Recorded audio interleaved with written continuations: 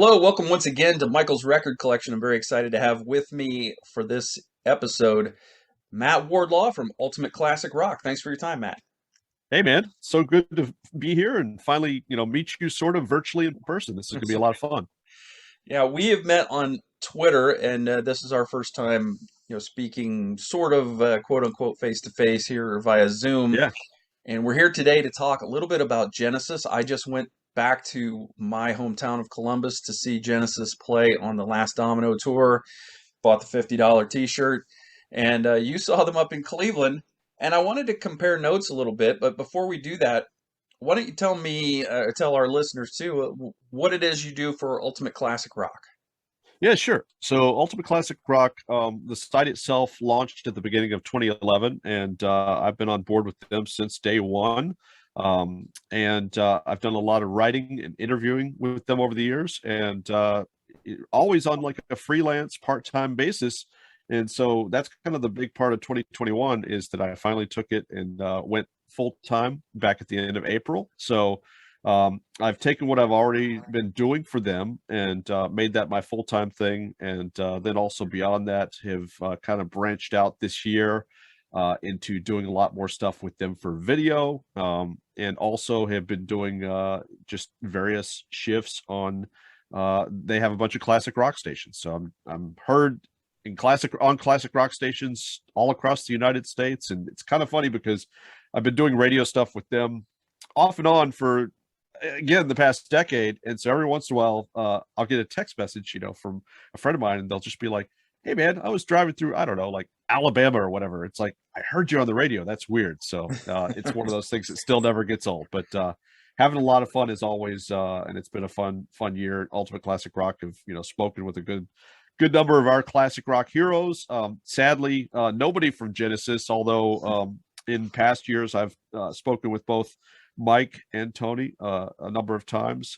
But there's been a lot of good progressive rock folks that I have spoken to this year. Carl Palmer, Rick Wakeman, you name it. So in short, Michael, it keeps me busy. So Yeah. it's all good. Can't complain.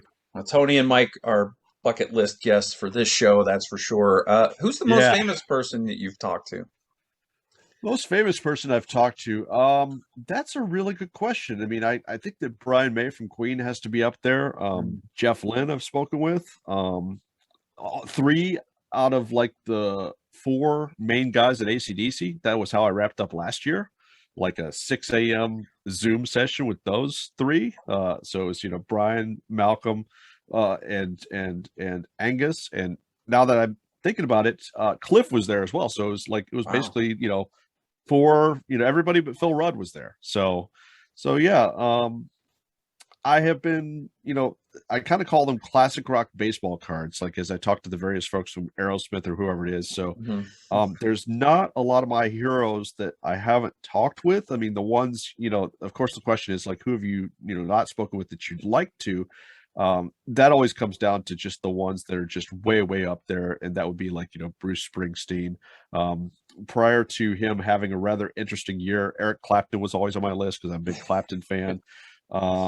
So there's some of those guys up there in the stratosphere that I've spoken with, and then there are others that are up there in that stratosphere, like a Bruce and like a Clapton that are, and Steven Tyler from Aerosmith is another one. Haven't spoken to Steven, came really close. So there's still quite a few of the classic rock heroes that I'd love to speak with someday. And since we're talking Genesis, obviously Phil is on that list. I've tried a number of times over the years to try to talk to Phil, and he's just not an easy one to get to, although I have friends that have spoken with him, and I mean, we're both fans. Like he's just as lovely as you would think he would be.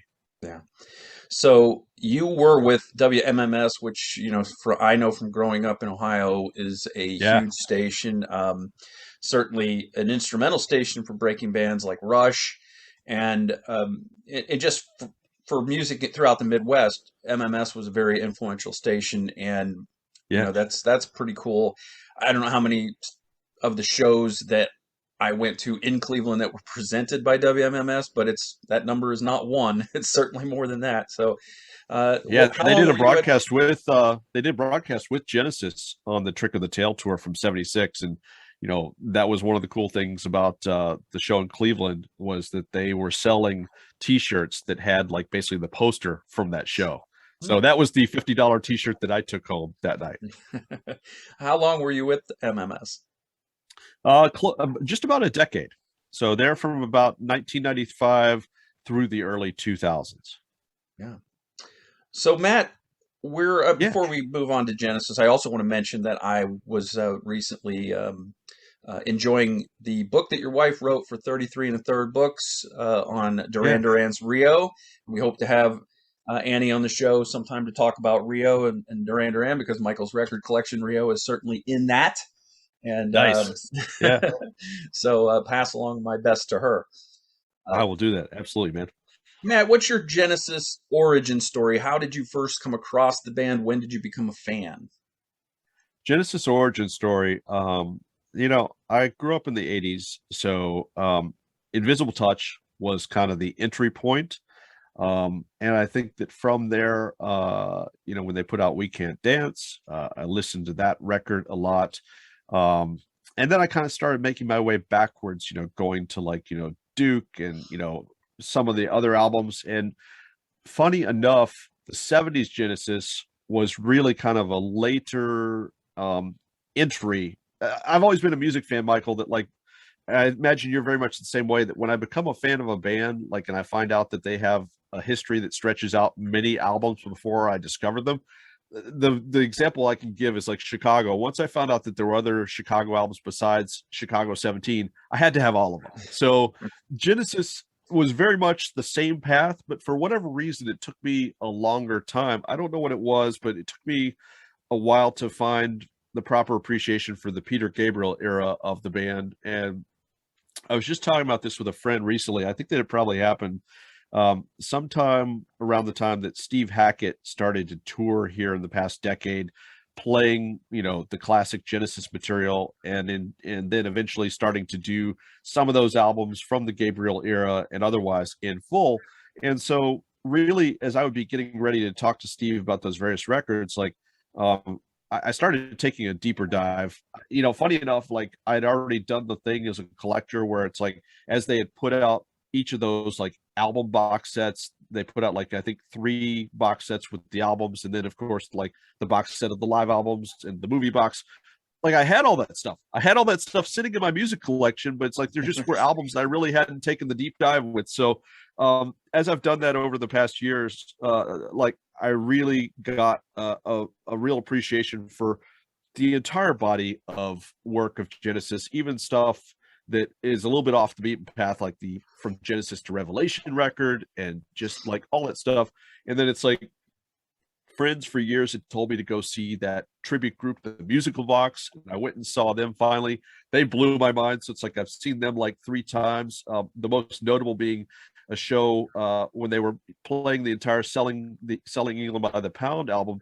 They played at this club in Jurgles, this club in Pittsburgh called Jurgles, which the Musical Box, typically they play theater gigs, 2,000 people, whatever, because they carry a pretty big production. And for whatever reason, they got booked into this club show in Pittsburgh, which was really cool because they weren't able to use all the production they usually use. I think that they were they were able to use a video screen behind them, and that was about it. Of course, they had, for folks that are listening to this that don't know, it's they're endorsed by the guys from Genesis. The guys from Genesis gave them access to their old costumes, let them access their old master tapes so they could pull the proper sounds off. So seeing that show in Pittsburgh, literally was seeing Genesis in a small club in the 70s. It was bonkers. So that's kind of my overall path with Genesis. I definitely still slant towards, I would say, the Phil Collins era.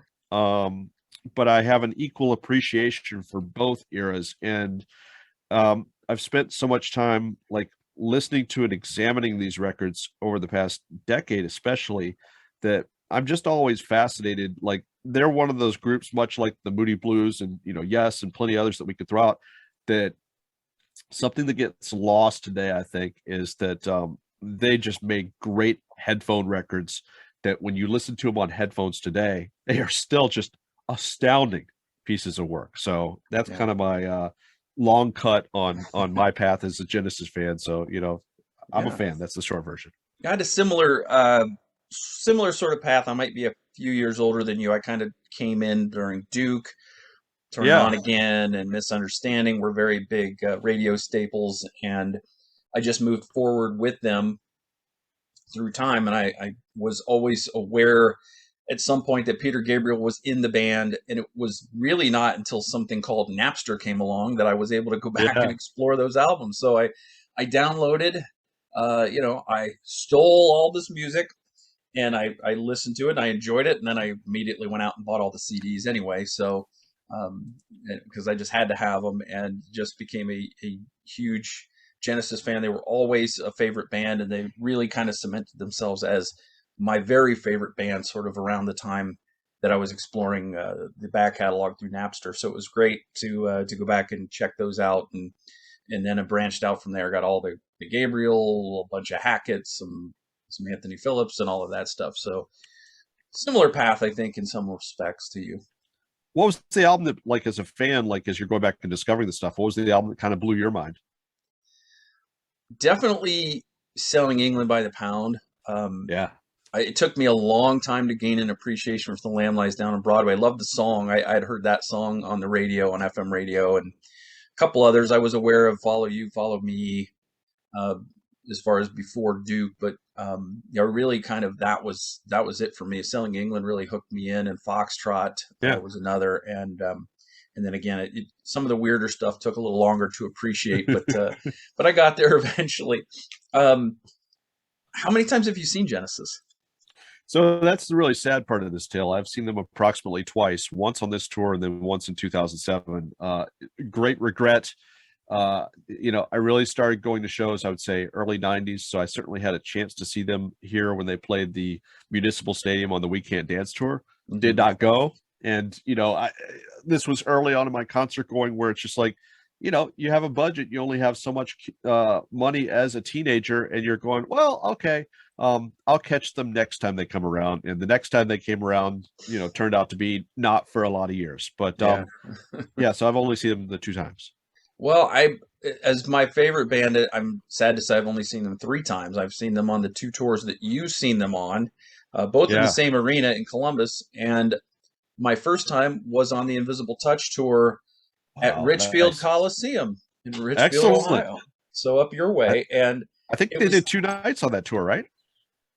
I, I don't know, but I do know that it was the only time I've ever camped out for tickets for a show. Really They went nice. they went down to Peaches. We were the second in line, and stayed out all night, me and my roommate, and we had to make sure there were two of us in case one of us had to go and use the restroom somewhere and come back. They would hold the other person's Yep. place. Didn't have anything like a chair or anything of comfort. We were just there. And it was Yeah, kind of like a nice. last minute decision. It was like, we want to make sure we get good seats for this. So we're out there all night, and about, I don't know, 8:30 a.m., maybe closer to 9, a bunch of people start showing up all of a sudden. And the line was pretty long by this point, from people coming over and waiting out all night like we were.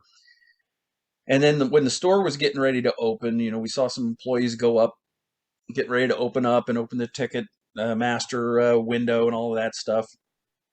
And they said, if anybody is on the list, come and let us know, and we'll get you sorted out. And apparently, what they had done was they had people who had come in that week and said, hey, I want to get Genesis tickets. They put their name on a list, and they let Oh about wow. 30 people on this list go to the front of the line. So we Yeah. went from second in line all the way to about 32nd in line for this show, and I was just so upset at that point. And this was pre I bet. wristbands, and I bet this is one of those types of things that led to the wristband system, because people couldn't have been happy about it, and I'm sure it was happening elsewhere. So they open this up, everybody's starting to go in and get their tickets, and we get up there, we get in, and we got the very last row in the back of Richfield Coliseum, for Yep. opposite end of the stage. And it was, people that were in there 5 minutes after us got no tickets. And it was, I mean, it didn't take long. It was like 20 to 25 minutes of the line from the time it opened to the time we got our tickets, and we barely got in. So unfortunately, we we didn't get a good view, And the view screens in those days weren't as good as they are now. So Yeah. it was a lot of dancing ants kind of down there.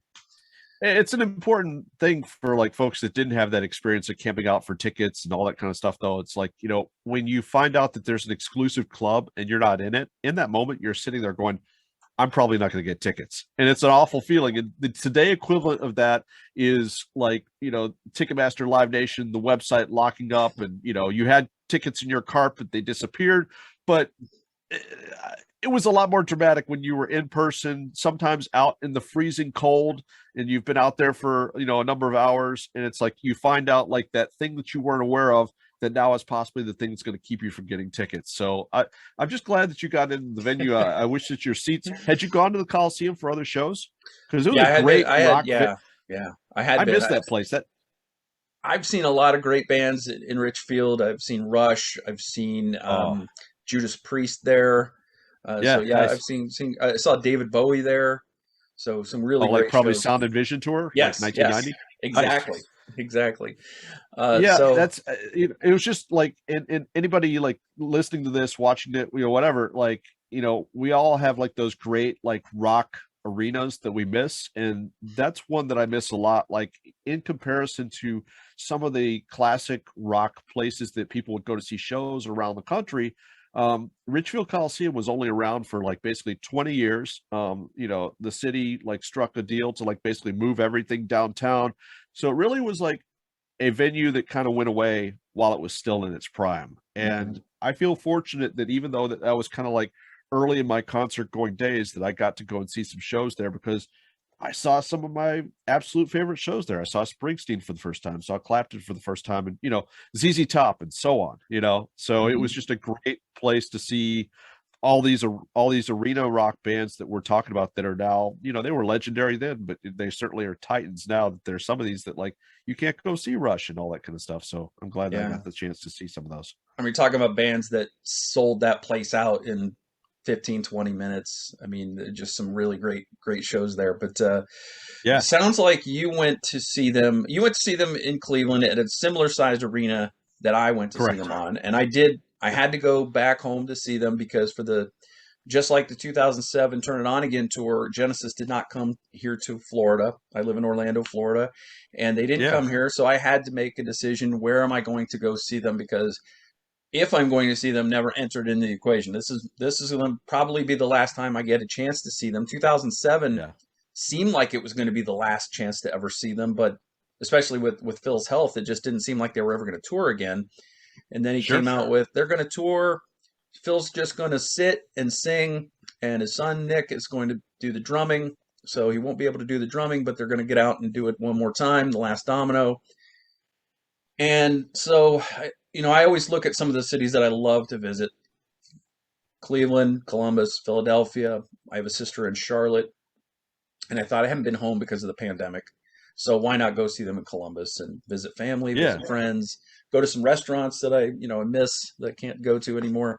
And so I went there, and it sounds like we had similar seats from what you were saying. I posted a picture on Twitter, and it was if you're looking at the stage, we're on the left. We were in the second to top row, looking down on the stage, and probably in the second open section, the ones to our left were probably a little bit obstructed view.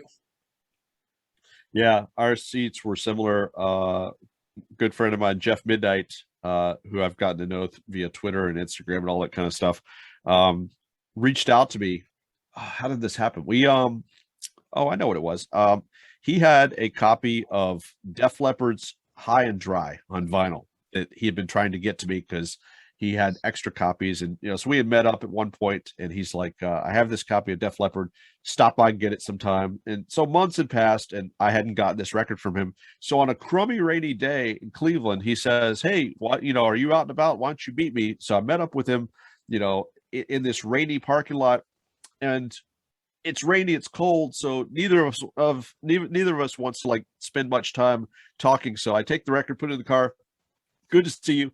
And he says to me, this is probably a week or so before the show, he says, by the way, I've got an extra ticket for Genesis next week if you want to go. And because of the pandemic, really, like, it had been on the we'll wait and see kind of list as far as like going to see Genesis. I'm going, well, I saw him in 2007, so if I don't see him, but in that time, I had a friend that went to see the show in Toronto, and he says to me, this actually comes after the ticket has been floated in front of me because the Toronto show was still a week or so away.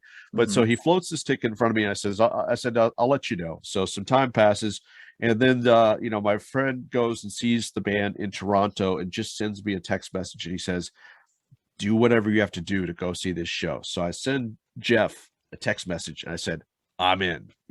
How much is the ticket?" And he's like, "Well, man," he's like, "I just want you to know it's not a great seat." I'm like, "Don't care." I'm like, "Here's my experience, Jeff." I'm like, 2007 when I went to see Genesis at the Quicken Loans Arena, I said, buddy of mine and I showed up outside, paid $50 each, to scalpers, to get tickets that were way up in the rafters. And as you'll appreciate, Michael, like, these days with a Genesis show, and the level of production that they carry, that's one of the best places that you can be. So it's like I already knew from having gone to that show, I don't necessarily want to be close. I want to be further back. So that's what was kind of funny. To your point, our seats were very similar because not only were they nosebleed seats, but they literally were for this most recent show here in Cleveland, they were literally one row from the top of the venue. And so here. I'm not a huge fan of heights. So every time I get seats like that, I get up there and it takes me a moment to adjust, and it's like, okay, I'm going to be okay.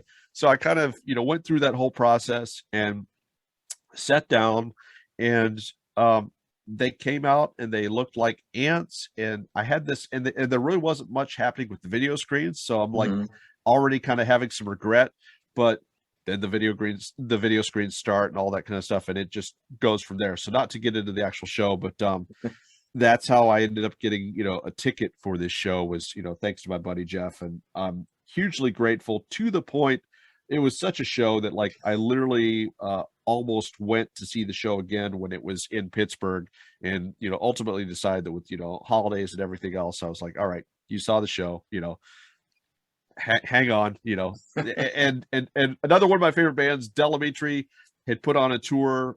They put tickets on sale for their tour next year, and I just laid out money for 3 shows on that tour. So that was weighing on me. I was like, all right, you just spent money on 3 shows for Delamitri. You already saw Genesis.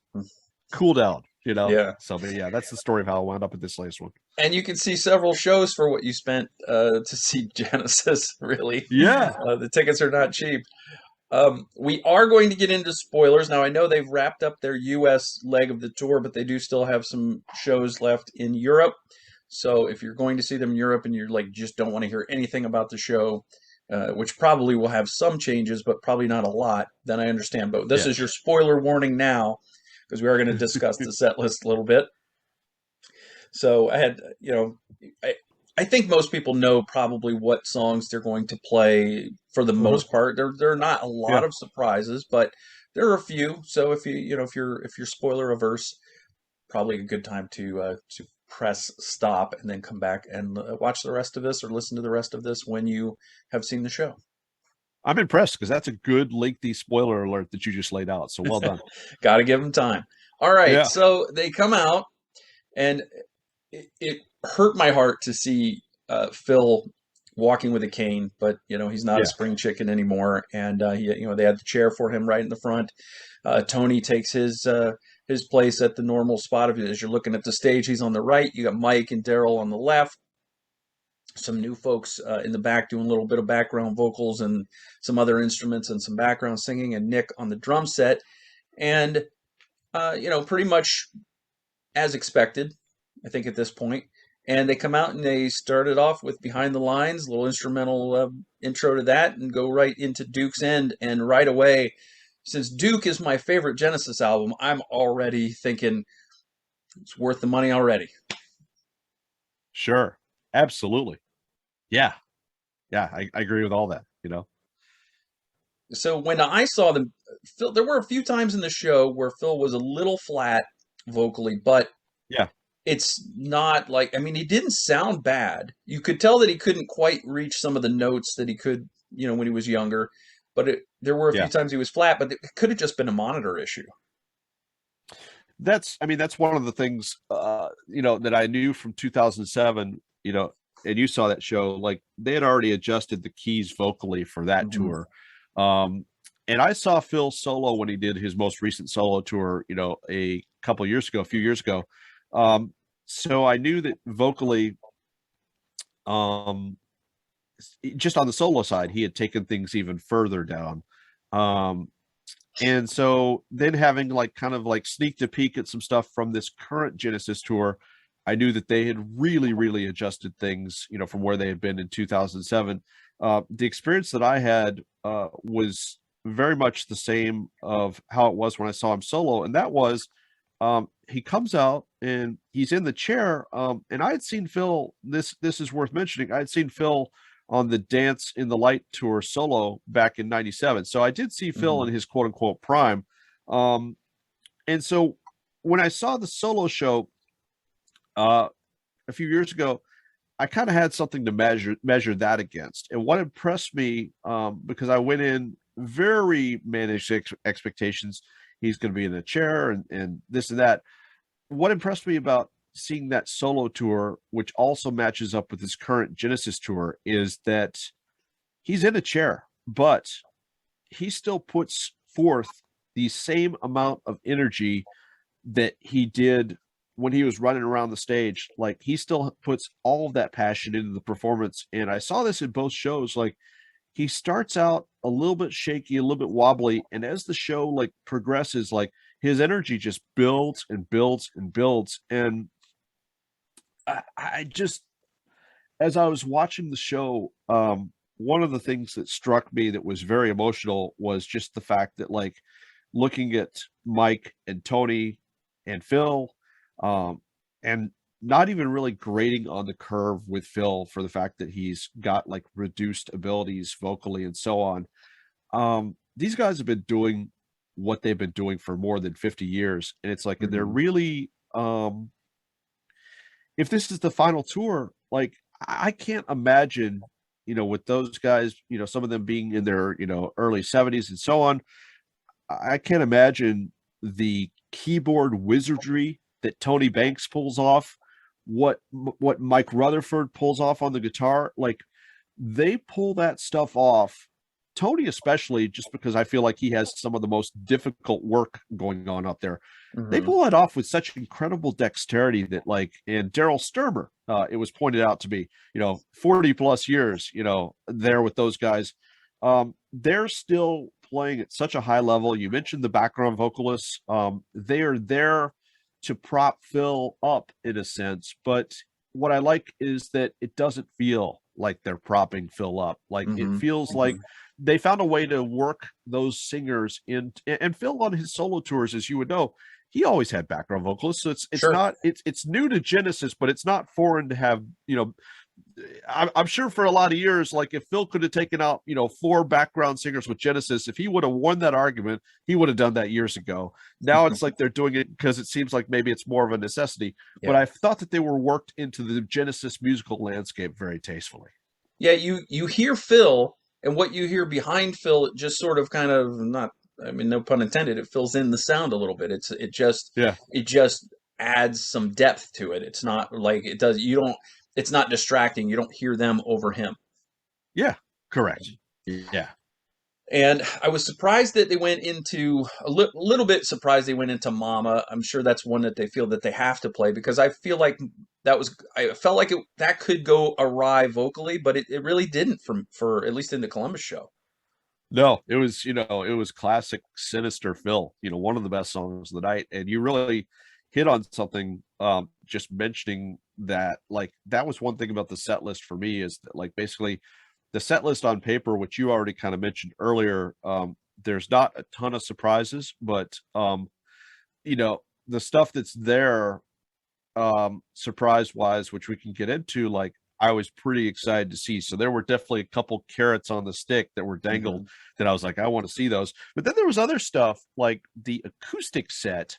Um, I looked at that acoustic set. I'm just like, oh, I don't need to see Genesis play an acoustic set.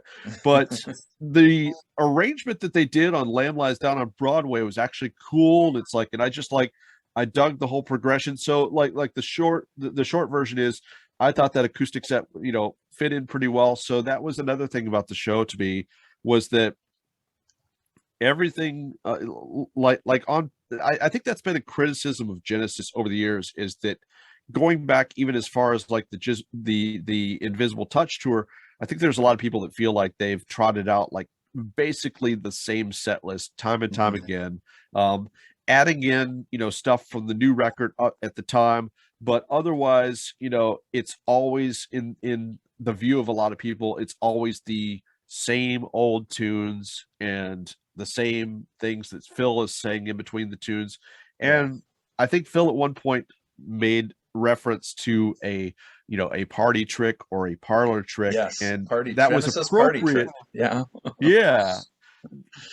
that was appropriate because there are some of the raps that were in play on this tour that are classic things that he's kind of said on tours across the years. But I mean, to me, that just kind of felt part of the whole nostalgia train that I was happy to take a ride on, Yeah. So it was very cool. With some good fan service. They did the Other World thing for Home by the Sea. They did the domino principle, people over here and people, and it's tedious to listen to it on a live album, but when you're there, it's actually fun. It is. Yeah. Yeah. And it was kind of cool to like see, again, to the point of like Phil just still being able to be Phil. Like Phil led those moments with just as much gusto, and like, you would think that like, how does he maintain that enthusiasm as many times as he's done those across the decades? But it's just like, he's still like, he's a performer. Like, I love the way that he just rolls that out in front of each crowd in Columbus and in Cleveland, in Boston, wherever they are. Like, it's the first time he's ever rolled that out in front of an audience. Like, he's got a lot of enthusiasm that's pretty infectious. Yeah, great showman, very engaging, very personable.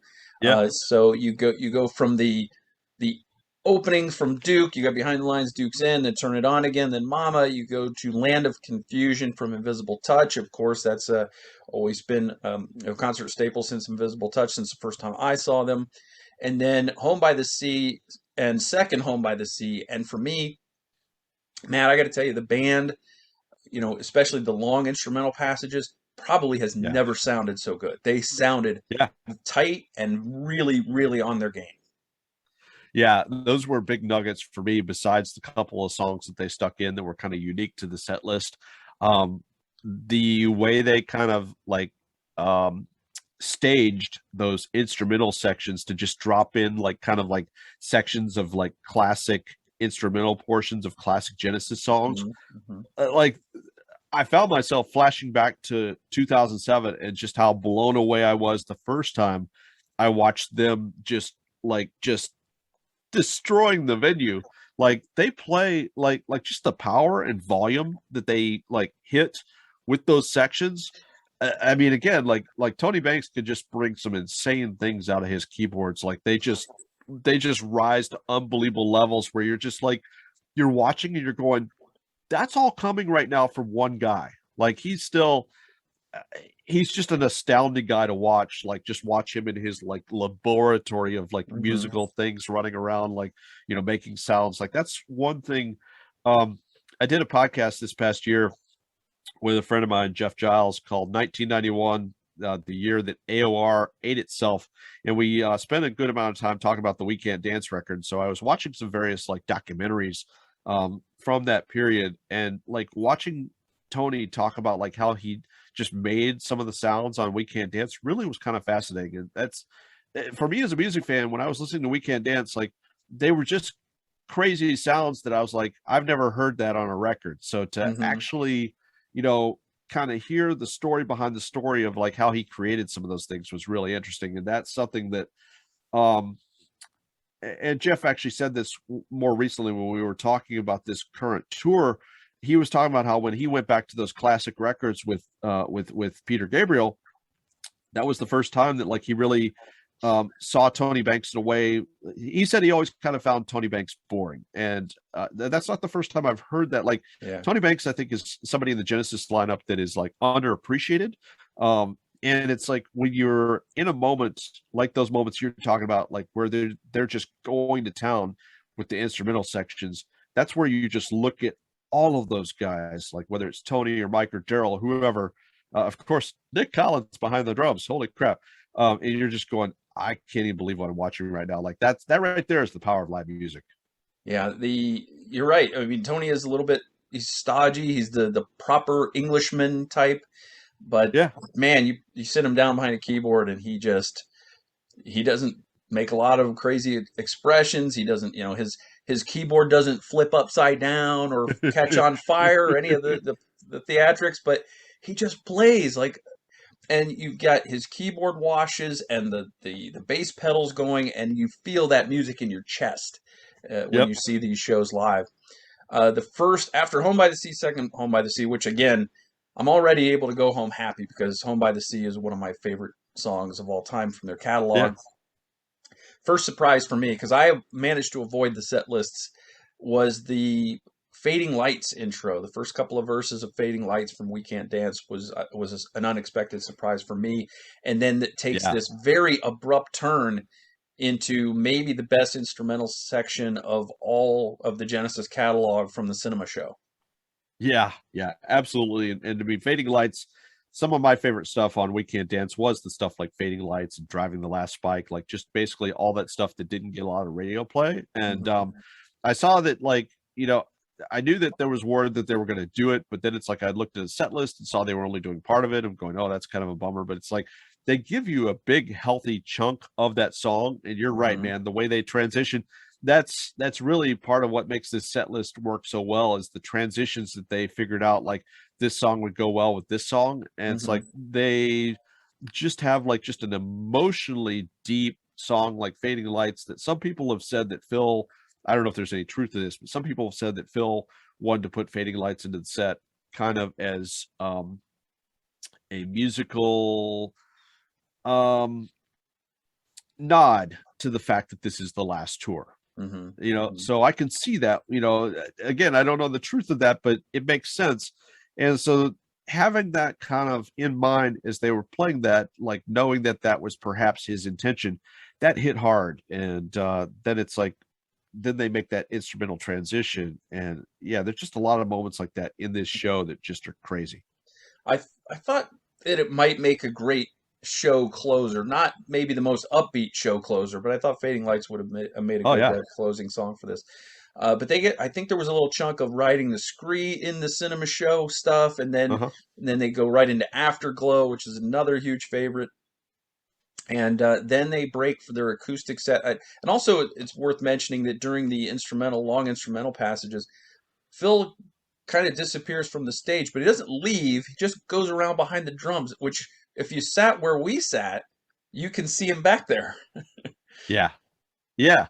Yeah. Which, I noticed that like, it seemed like there were a lot of, somebody else talked about this and how it wasn't overly played up, but that he definitely had these moments where he was just, watching Nic do his thing, or in that case, moving out of the way and just giving Nic, like one could like, envision it as like, giving Nic the full respect, kind of just like stepping back to like, give an unobstructed view of Nic doing his thing.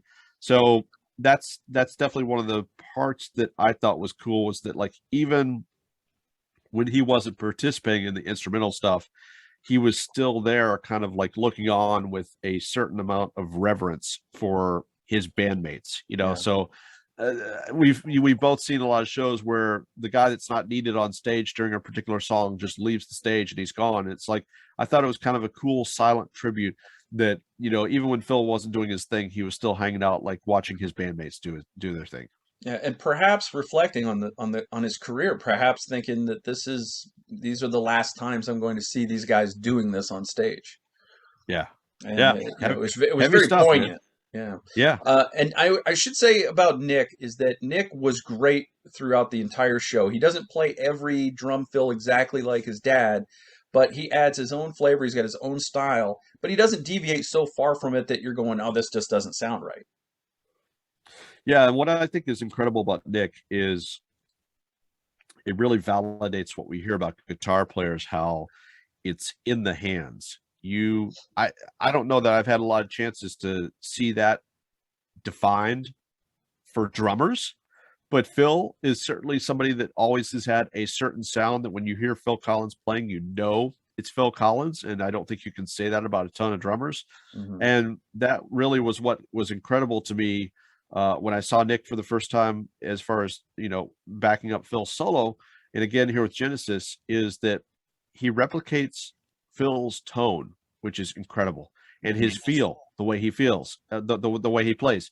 And you're right, like he brings his own thing to the songs. He doesn't replicate everything that Phil does to a T, but he pays proper respect. And at the time that I saw him, I think he was like basically 17 years old. So now like he's I think 20, Yeah, So just this a is a kid. guy that like we're gonna see him probably doing his thing for a lot of years. And I think in a sense, I know that this is polarizing.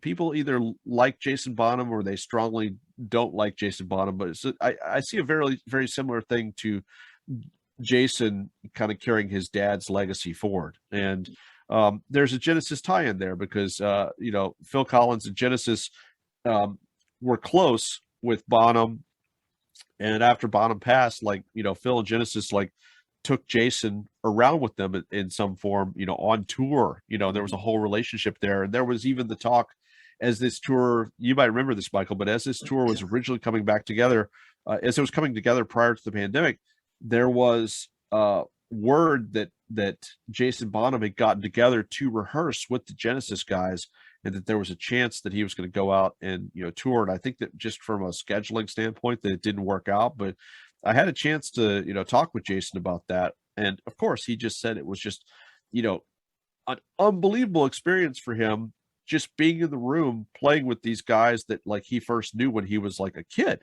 Yeah. So I think that that's got to be a very similar experience for how Nic feels. Of course, it's just elevated by the fact that like he's playing, the parts that his dad played for all those years. And I cannot. It's very much like Christian Nesmith and everything that he did with Michael Nesmith. Like I can't imagine the pressure there, Michael. I really can't. Like it's Yeah. got to be, huge pressure because it's like you want to make your dad proud, and at the same point, like you want to do justice to what your dad's been doing all his life with his work. Yeah, exactly. So I think he did his dad proud, and you could see on Phil's face that he did it proud. And then it was this cool thing. You mentioned the acoustic set. They kind of pull everybody in tight. Everybody gets on a little chair. They have this smaller drum kit that they wheel out for Nic, Yeah. and they do acoustic versions of "That's All," "The Lamb Lies Down on Broadway," and "Follow You, Follow Me." And I thought this is a cool little thing. I remember when Yes did their 35th anniversary tour, they did a little Yeah. acoustic set as well. It was neat because everybody goes and they buy these live albums, they buy the DVDs, the fans, and it's nice to have something different that wasn't on the last one. Yeah, that Yes show. I think one of the things they did in that set was show me from I guess what would have been the new record at the time, Magnification, um, or somewhat close to new.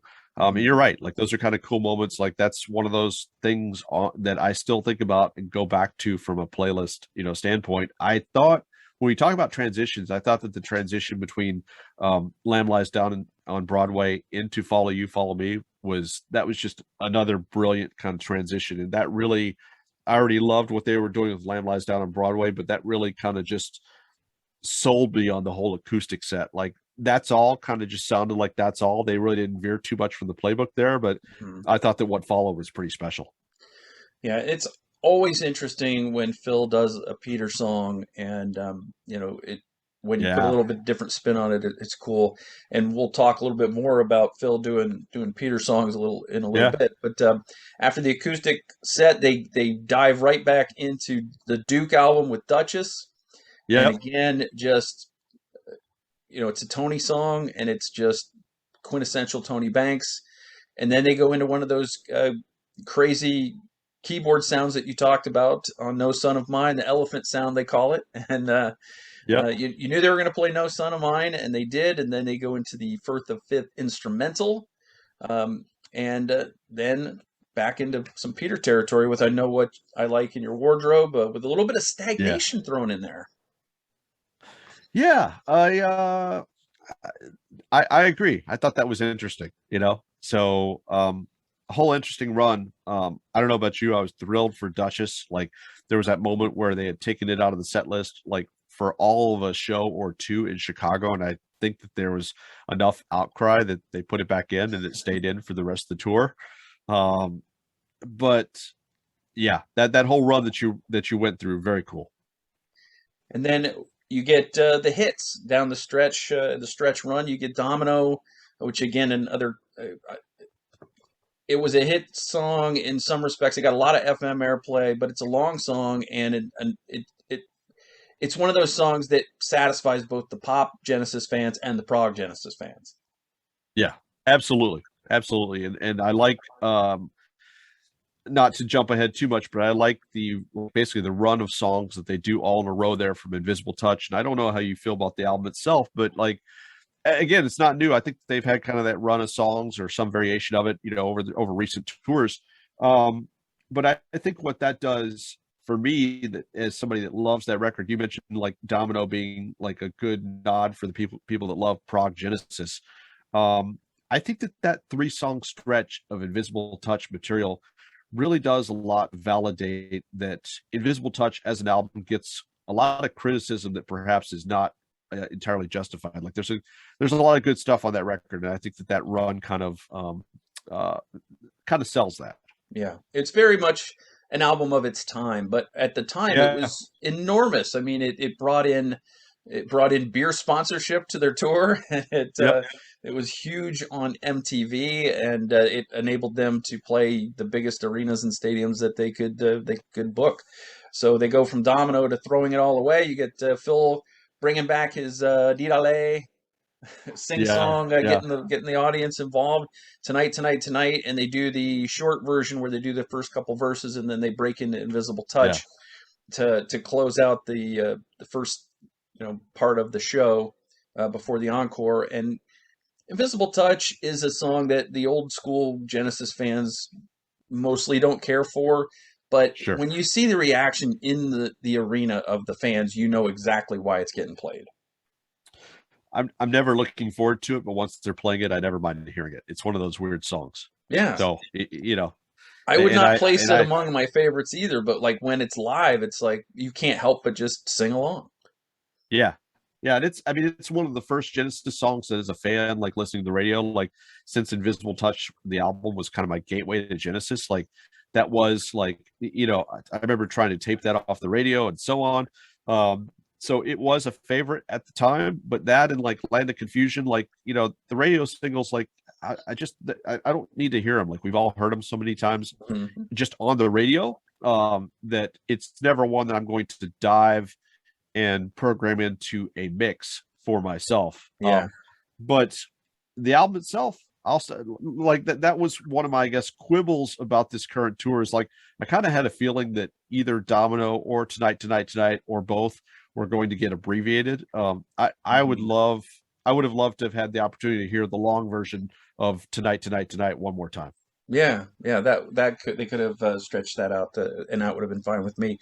The encore starts, Matt, with basically the de facto title track to We Can't Dance. So I Can't Dance, which is I Can't Dance is to We Can't Dance, as Invisible Touch, the song, is to Invisible Touch, the album. Again, it's not one I reach for. It wouldn't put it in my playlist. It's kind of a cringy song in some respects, but when they're doing it live, you just kind of get into it. Yeah, I spent a lengthy, as we were talking about We Can't Dance on the podcast earlier this year, I spent like a long time talking about how much I don't like I Can't Dance, the song. For me, the way people target the title track of Invisible Touch, you're right. I Can't Dance is kind of that tune on We Can't Dance. The other song on that record that is in that same category for me is Jesus, He Knows Me. Like, those are the two songs that I literally never need to hear those songs ever again. And so as much as I wasn't looking forward to hearing Invisible Touch, I really was even less looking forward to hearing I Can't Dance. And man, Genesis, they come out on stage, and I'm like going, Genesis, I have to admit, I'm not minding hearing this right now. So I found myself enjoying I Can't Dance just as I did when I was basically a teenager listening to Yeah. that song for the first time. I liked the wacky video, you know. So in the end, it's like that's why it's a big hit song, is because you can be the biggest Grinch curmudgeon and they can trot that song out in the live show, and you're like, you know what, Genesis, I'll give this to you. I'm having fun right now. Yeah, they didn't play Jesus He Knows Me, which is fine with me because that is the equivalent of Illegal Alien on the self-titled Yeah. album. Did you get the tour book though? Because the tour book has the rehearsal set list that they rehearsed back in, let me see what it says. I think January. All right, it just says January rehearsal. So I don't know if that was 2021 or if that was back before the pandemic. But either way, Jesus He Knows Me was on the list of tunes that they rehearsed. So there was a chance we were going to get Yeah, it. I thought we were going to get it. That's one of the ones I would have expected. But they go from I Can't Dance to the biggest surprise for me of the night, because again, I avoided the spoilers. The Yeah. intro and the first verse of Dancing with the Moonlit Night, Phil singing a classic Peter song. Yeah. So cool. Such a cool moment. Like when I saw they were doing that, I was so excited. I don't know if you got to see this tour, but Peter, Gabriel, and Sting did a tour together a few years ago, and there was a moment during that show where during Sting's portion of the set, Sting like basically sang part of that, like, and it just was so cool because part of what was so cool about that was that Peter himself wouldn't touch that in his solo, like that hadn't been part of his show. So in that same way, like, you know, that song was always kind of on the list of songs that you never thought you'd hear Genesis tackle again. So when I saw that in the show, I was really excited, and it did not disappoint at all. Yeah, I lost my ever-loving mind for that, and it Yeah. was great. And then they went into the Carpet Crawlers to close the show, which I always thought the Carpet Crawlers was a very odd song to close a concert with. It's not a big rock number. It's very subdued, and I mean, they did a great job with it. It's very, faithful. It was very great version, but it's never for me been a great concert closer. But it was so enjoyable to listen to. I knew that was going to be the last song as soon as they broke into it, but I went, all right, they're closing with Carpet Crawlers. I love it. I'll listen to it, but I would rather go out on a higher note, I guess is what I was thinking. Yeah, I don't know, man. It's a weird one for me because that's a song that I listen to from Genesis that always kind of takes me to a weird kind of like reflective place. And so when you're looking at this being the final tour from Genesis, there's that certain mysticism that you get, the worlds of wonder that Genesis create with some of that early Peter Gabriel music. And I mean, I think they carried that forward even with some of the stuff that, Phil did with them, into the 70s and beyond. But to me, that was a good reminder almost of like, in a sense, like for anybody that was there in the 70s, like listening to those records on headphones, just like being carried away to those worlds. Like it was kind of a reminder a little bit of like, in a sense, where it kind of started. So I thought that was kind of a good way to kind of go full circle, even if you're not going all the way back to the very, very beginning. Like I thought that was kind of a cool, meaningful way to end things off. Yeah. So what were your overall thoughts? Obviously, we both really enjoyed the show, but overall thoughts on how probably your final Genesis live experience went. I very much like when I saw Phil solo a few years ago. I did go into this show, even having friends that were raving about it. I went in with, managed expectations. I was blown away. I really was. I expected it to be an emotional experience. And I think that it was perhaps, as a lot of these things are, like even more emotional than perhaps I was even expecting.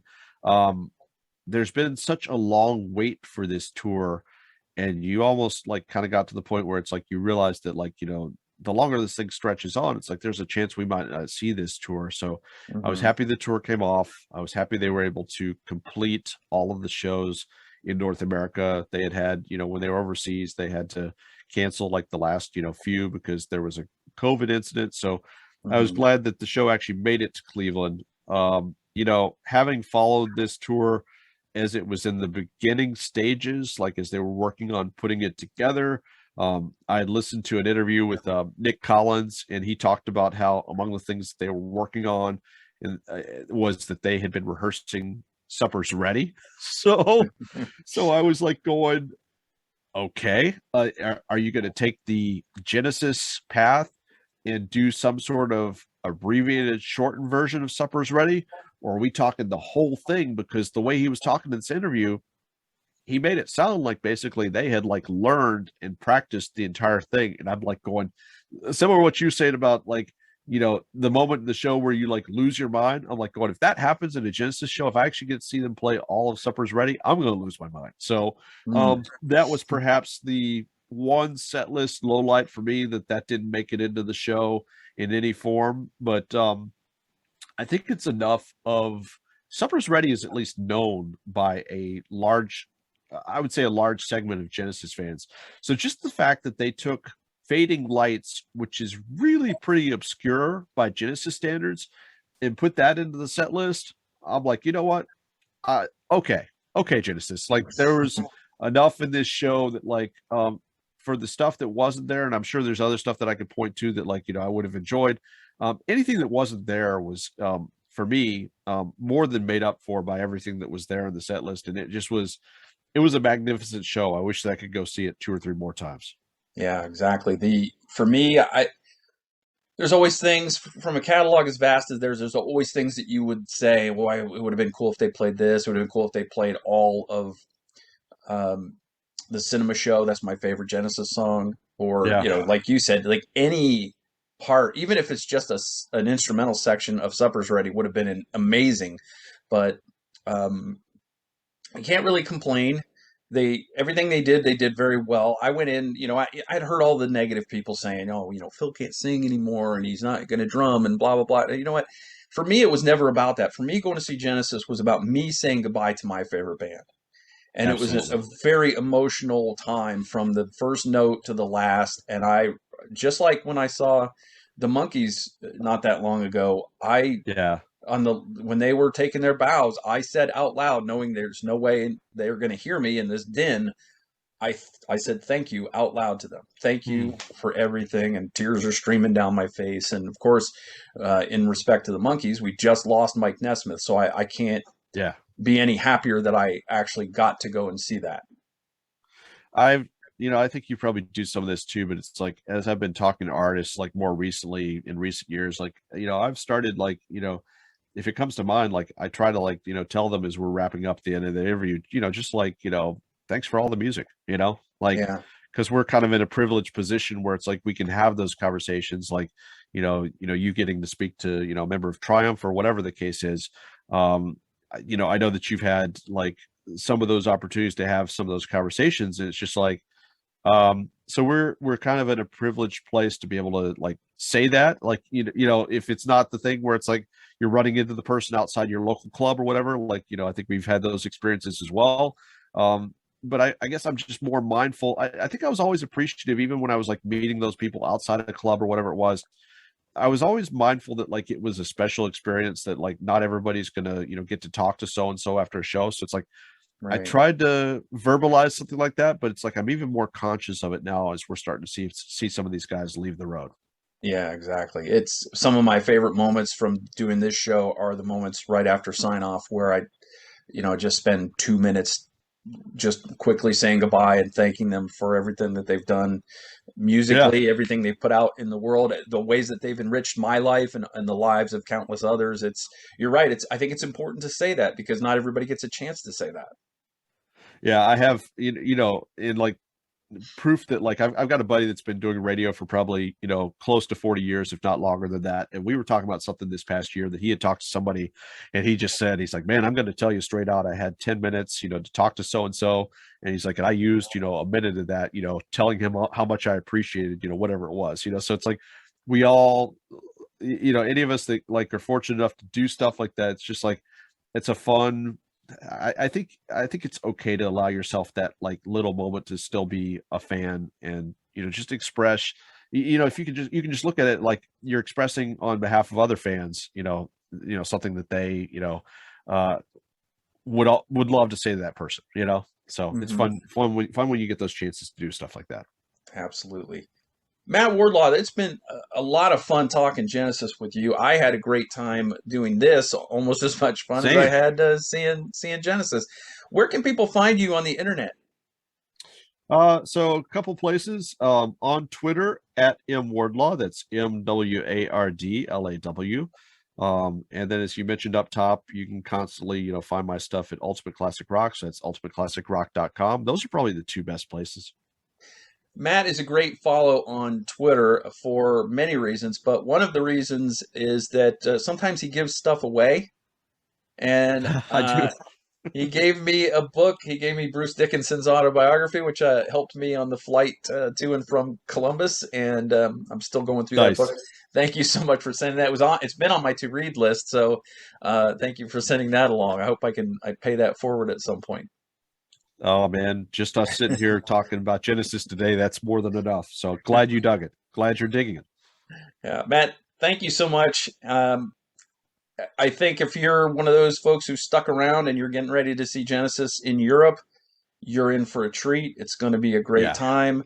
You know, like like Matt, I managed my expectations. My involvement was just I want to go see them one more time to show my appreciation for everything that they've given me throughout the years. They've enriched my life in so many ways with their music, all of their albums and their hits and the deeper album cuts and the live albums, and I've got tons of bootlegs and all of that stuff. Yeah. The videos, the box sets. It's all made my life more enjoyable. So it was my honor, even though the price tag was very high and including the ticket and a flight.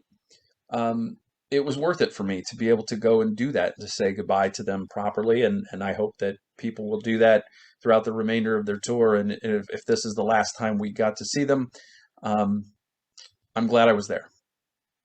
I tell you what, and I'm like you brought something up, like just talking about bootlegs. Like I don't do this when I'm like going home from seeing a show. I won't really put on like the music of the person that I just went to see because Hmm. I just saw the person. They just played a couple hours of it. But I got in the car after the Genesis show, and I'm looking at my phone, and I came to like a bootleg from the Abacab tour. I put it on. I was listening to Genesis all the way home. So Yeah. yeah, I mean, totally agree with everything you said. And it's like if people have a way to get out and see this tour, they should do it because it's just a really fun, emotional, memorable time.